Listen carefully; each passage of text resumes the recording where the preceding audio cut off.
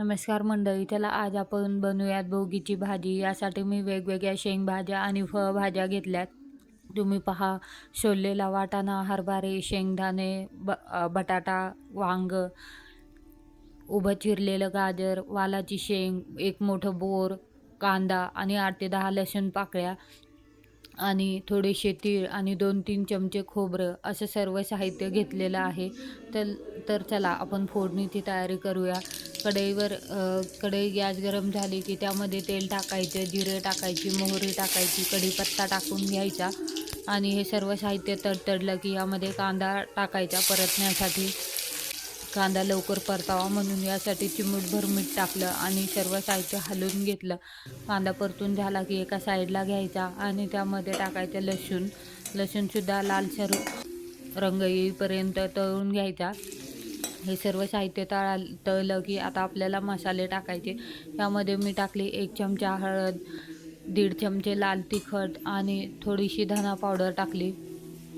हे सर्व साहित्य हलवून घेतलं आणि एव्हरेस्टचा गरम मसाला घेतला.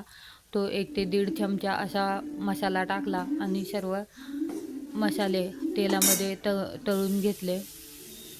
आता मी टाकत आहे कापलेला बटाटा आणि वांग. हे थोडा वेळ परतून झालं की यामध्ये बाकीच्या भाज्याचे साहित्य टाकून द्यायचं.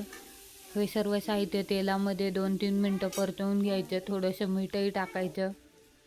छान तेलात 2-3 मिनटं परतलं की आता आपल्याला वाटण्यासाठी खोबरं आणि तीळ हे साहित्य तव्यावर भाजून घ्यायचं.